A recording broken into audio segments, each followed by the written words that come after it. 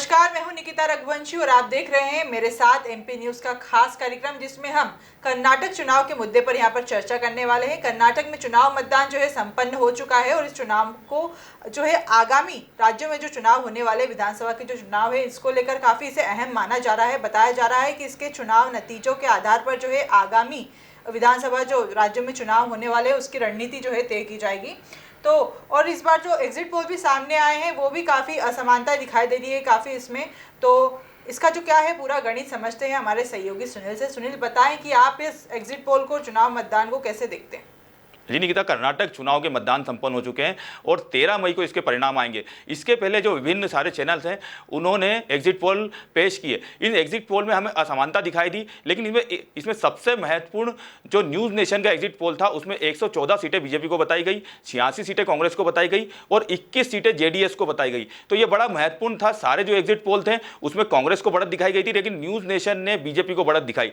इसी तरह से इंडिया टुडे का जो सर्वे है उसमें कांग्रेस को 140 सीटें और 80 के आसपास सीटें बीजेपी को दिखाई गई। इसी तरह से 20 से 25 सीटें जेडीएस को दिखाई गई। तो ये जो सारा सर्वे एग्जिट पोल है तो इसको लेकर काफ़ी असमानता दिखाई दी। जो सारे अन्य जो चैनल है उनके जो सर्वे हैं उसमें जो त्रिशंकु विधानसभा ये दिखाई गई है। तो यह काफ़ी कुछ महत्वपूर्ण है कि कर्नाटक चुनाव के जो अभी जो परिणाम दिखाए गए हैं एग्जिट पोल में उसमें काफ़ी कुछ असमानता है। तो इसको लेकर जो नेता है उनके दिलों की धड़कन बढ़ चुकी है। कांग्रेस, बीजेपी, जेडीएस अपने अपने दावे कर रही है, लेकिन इसी बीच हम देखेंगे जिस तरह से एग्जिट पोल आए हैं ये काफ़ी कुछ असमान है और इसमें जो सर्वे का जो उनका दावा है वह काफ़ी कुछ महत्वपूर्ण है। तो आगामी समय में कर्नाटक के जो परिणाम आएंगे 13 मई को ये काफ़ी कुछ महत्वपूर्ण होंगे और पूरे देश की राजनीति इस ओर देखेगी। जी सुनील, वैसे जो है कयास लगाया जा रहा है कि कर्नाटक में इस बार कांग्रेस को बढ़त मिलती हुई नजर आएगी और इससे जो है कांग्रेस नेताओं में काफ़ी खुशी की लहर भी है कि उनकी सरकार कर्नाटक में बनती नजर आ रही है।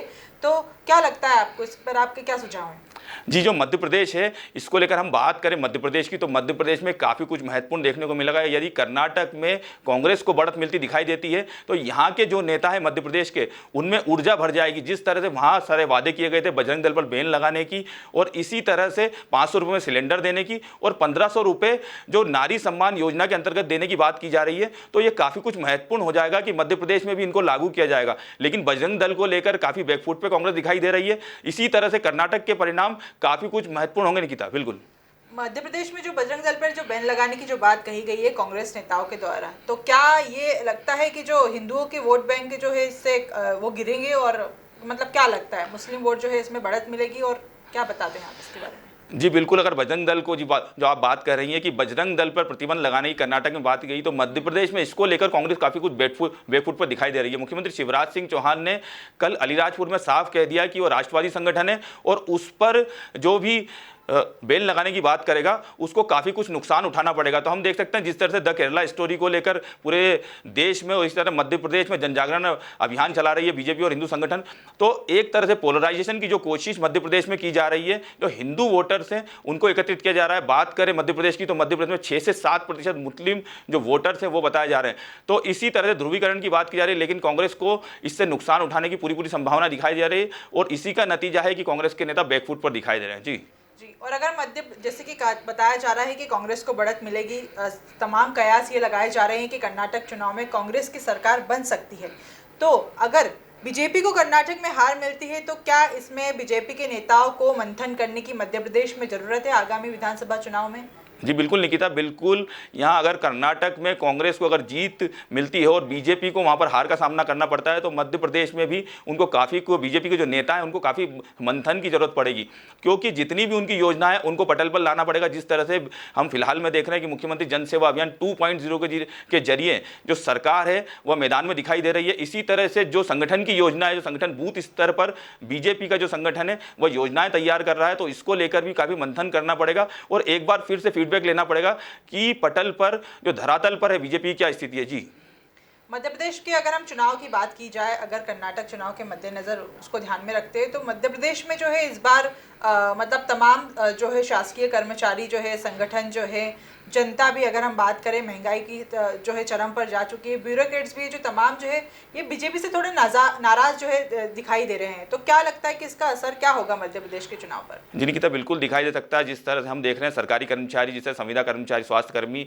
और कुछ दिन पहले हमने देखा डॉक्टर भी हड़ताल पर थे। तो इसी तरह से अगर बीजेपी सरकार में महिला एवं बाल विकास के अधीन आने वाला जो ICDS संगठन है, उसके भी तमाम जो है कर्मचारी वो काफी लंबे दिनों से हड़ताल पर थे और उनके लिए अभी तक कोई भी नतीजा निकल नहीं पाया। तो क्या इसका नतीजा हो सकता है?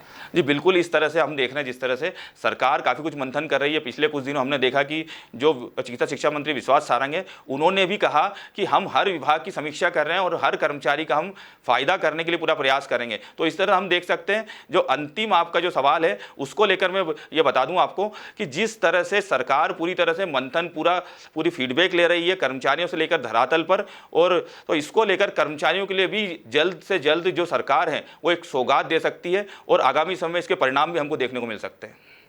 जी धन्यवाद सुनील, हमारे साथ जुड़ने के लिए। तो ये था हमारा कर्नाटक चुनाव मतदान का असर, मध्य प्रदेश और आगामी अन्य राज्यों में होने वाले चुनाव पर क्या असर पड़ने वाला है, इसको लेकर हमने आपसे चर्चा की। तो आगे और ताज़ा खबरों के लिए जुड़े रहिए और देखते रहिए MP न्यूज़। MP की नब्ज, MP का हाल, मध्य प्रदेश की हर खबर MP न्यूज़ TV के साथ। लगातार खबरों के लिए सब्सक्राइब करें हमारा YouTube channel MP news TV। Latest updates के लिए बेल आइकन दबाना जरा भी न भूलें।